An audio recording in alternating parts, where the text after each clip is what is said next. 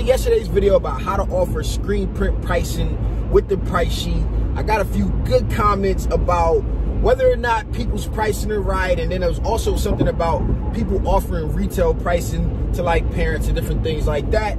You guys got questions? Well, I've got answers. You guys are watching Ask Stan the Man. How you guys doing? My name is Stan Bates from T-Shirt Side Hustle, and I help people start t-shirt businesses from home, wherever you're at. And today, like I said, I'm gonna talk to you guys briefly about why you need multiple price sheets right after the intro.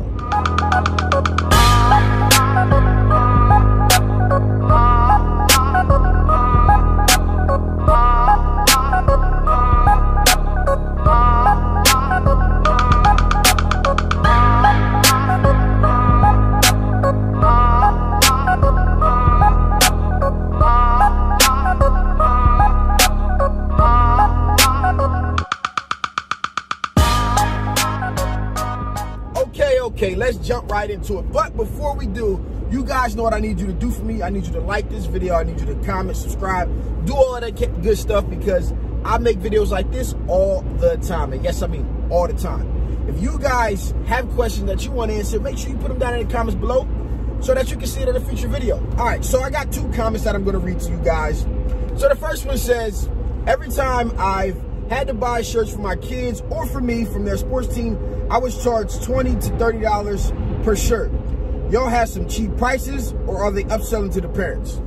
All right, so to answer this first one, or better yet, I'm gonna read both of them, then I'm gonna answer both of them back to back. Second one says, dude, is vinyl printing good, or should I change my idea?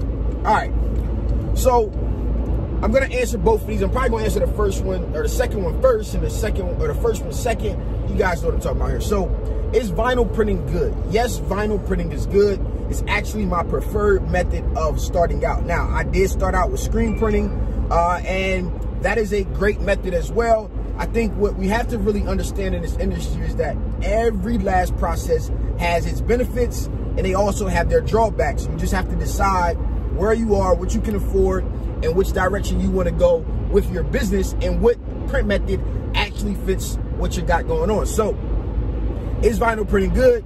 Hands down, like I said, it's the best way to start, in my opinion, because the things that you learn from vinyl printing are going to translate in every last direction that you want to go. Things that you do with vinyl, like one color, two color designs, we're using different vinyl, translate into screen printing, but it's called color separation, right? And if things that you can't print in vinyl turns into some type of formal, a full color printing, which would be like the first thing that you would use most cost effective would be inkjet, then getting into sublimation, maybe a white toner or a DTF or super color or some transfer, some full color transfer, going into print and cut, going into DTG. I have a video on that as well, where I kind of discuss all of the full color print methods that you can use. I think on that video, I actually left out print and cut vinyl, which is also another valuable option.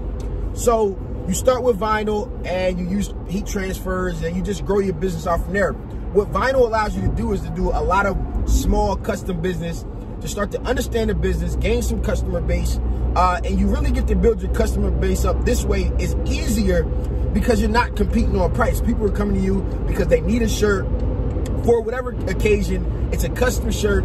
You now have a client, and what you want to do is be on the top of their mind when it comes to ordering their family reunion shirts, comes to getting their kids shirts, if they coach a sports team, if their kid is involved in sports. You want to put yourself in position with these single customers to become top of mind when it's time for them to order larger orders. So this is a great way to start, learn, and then also grow your customer base. You know, that one shirt order could turn into 5 shirts, could turn into 20 shirts, and they can all be priced at $20 to $25, right?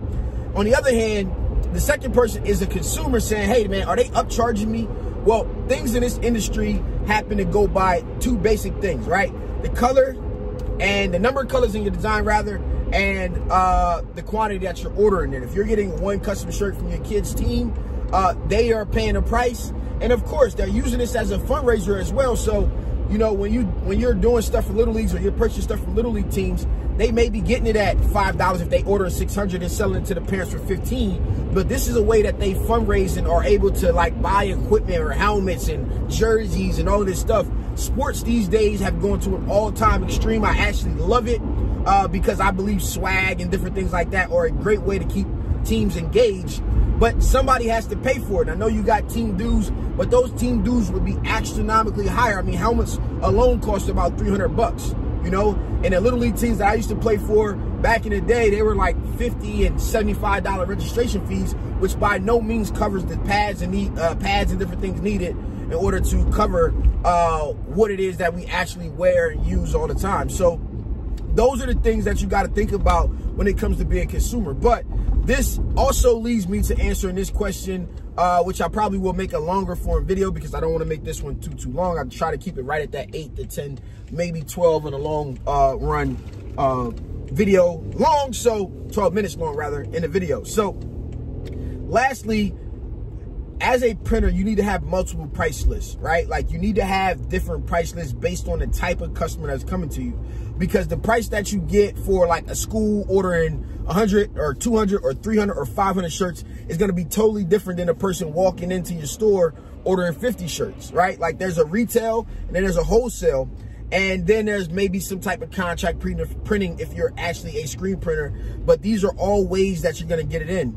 Obviously, the price is the price, right? Like whatever you say the price is what the price is. You have room to negotiate. It's 100 times more important to understand what thing costs you versus what to actually charge. Like your price list is going to be a lot different than mine based on the area that you're in. I've been and seen some price sheets in Florida. Those price sheets are astronomically lower than what they are here in the northern East Coast. So these are the things that you're going to want to consider. Having a vinyl pricing sheet, having a screen print or plastic saw transfer pricing sheet, understanding what is the best print method for the customer based on what the customer needs and wants, based on what you have available to you, is going to be super important when it comes to running your business. Like I said, man, when I got into the industry, I was contract printing. So I had to mark up all of my prices in order to make money off of the printing because I was not doing the printing myself. So in the case of, like, let's say, I think off the top of my head, it was like $2.20 for printing, a 50-cent charge if you provided the shirts. So it was $2.70 per print for like a dozen prints, right? And I had a screen fee, and this is the best pricing that I got before. The lady before just charged me $3 flat rate. So I would mark up the one color print $1. Then I would take a 2-color print.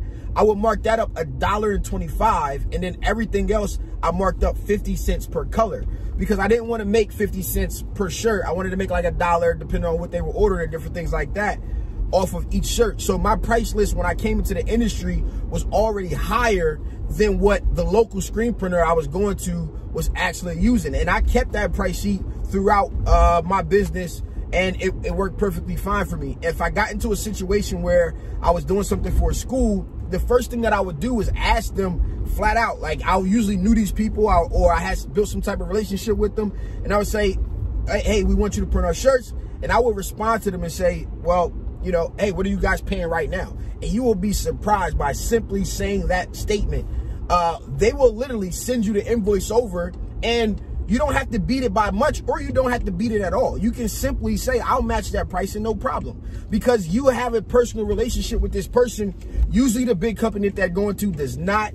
And if they do, you got to get creative. And this is where kicking back some funds or donating money back to whatever organization it is. Hey, you know, I'll throw in an extra 50 shirts for X, Y, and Z reason. But you definitely need to have multiple price sheets when it comes to running your printing business.